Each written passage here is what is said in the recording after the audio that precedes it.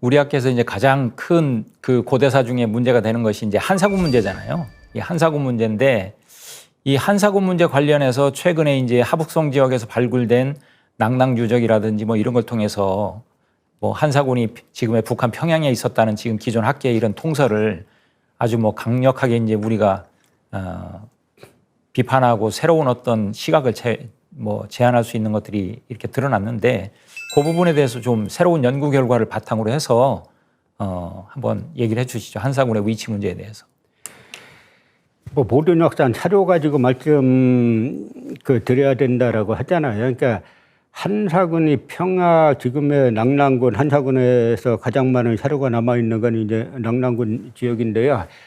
낭랑군이 평양에 있었다는 중국 사료는 빤개예요. 네. 단지 이건 평양의 개념을 잘못 이해해가지고 평양을 지금의 북한 평양을 잘못 이해한 그런 이제 결과물로 찐 것들이 있는데 중국의 여러 이제 사료들을 보면은 낭랑군은 항상 요동하고 같이 움직입니다. 그러니까 우리가 요동의 개념을 이해해야 되는데 그 지역으로서의 요동이 있고 행정구역으로서 요동군이 있어요. 그러니까 지역으로서의 요동은 상당히 넓은 지역인데요.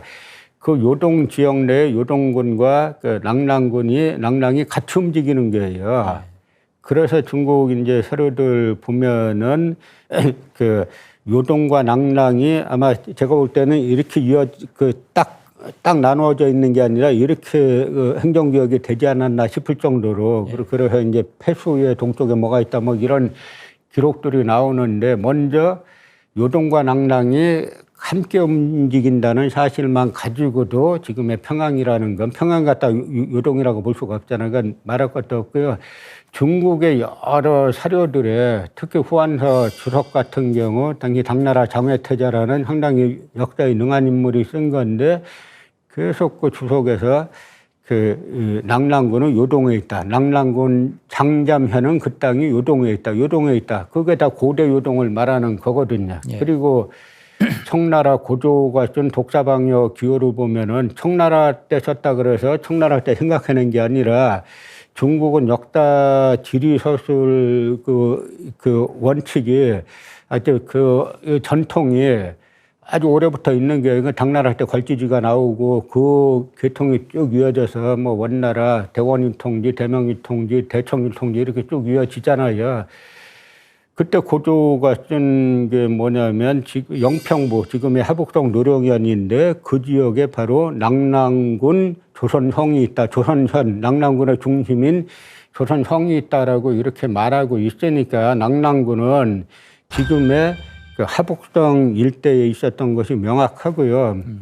또 하나 지금 요농성 서쪽 금서시에서 뭐 그 일대에서 임돈 태수장이 나왔잖아요. 지금 식민사학계에서는 그 임동군은 강원도라고 하는데 왜 강원도에서 나와야 될 게 지금의 호로도시, 금서시 뭐 그쪽에서 나오냐 하는 이야기죠. 그러니까 이제 한사군이라는 거는 그 위만조선의 지역을 무너뜨리고 그 지역의 하북성 일대와 지금의 요농성 서쪽 일대에 설치했던 그런 이제 이 군이 아닌가라고 싶고 그러니까 고구려가 들어서고 나서 고구려 모본왕이 뭐 그 우북평 상곡 다 그 어양 심지어 어디입니까 저쪽에 태원 산서성 태원까지 공격을 하잖아요.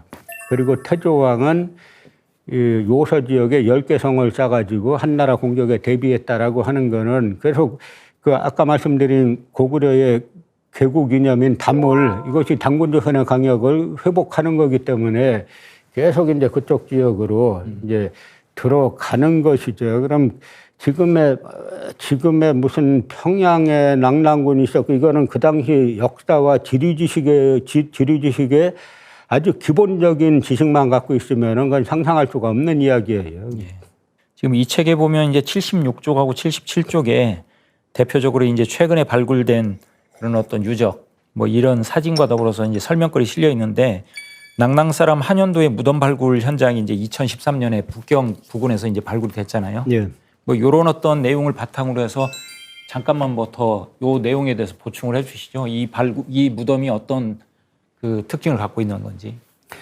그러니까 북경 대원구라는 곳에서 아파트 지려고 거기 그 무덤 고대 무덤군인데 그걸 파다 보니까 그 글씨가 쓰여져 있는 벽돌이 나왔어요. 예. 거기에 이제 한현도라는 사람이 뭐 537년에 낙랑군 조선한 사람인데 그 세상을 떠났다라고 나와 있죠. 그러니까 지금 우리나라 그 뭐 역사학계의 뭐 통혈이라 그럴까 하는 거는 낙랑군이 313년에 망했다는 거잖아요. 예. 그럼 망하면 더 이상 사료이 안 나와야지 없었으면.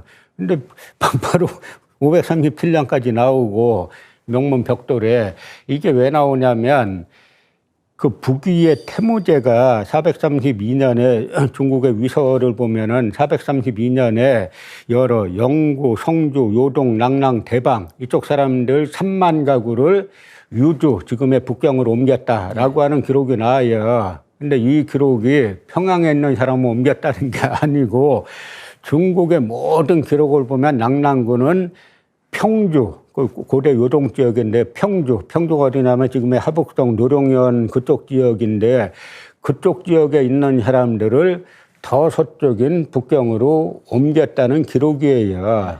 그러니까 그쪽에 있던 사람들이 아까 평주, 노룡현 그쪽 지역에서 바로 그 아까 고조가 독사방역 기호에서 낙랑군 조선현이 거기 있었다라고 기록했다 그랬잖아요. 거기 있던 낙랑군 사람들을 갖다가 유주 그 태무제가 유주로 옮기니까 바로 거기에서 이제 그 낙랑 사람 한현도란 사람의 무덤이 나오는 거죠.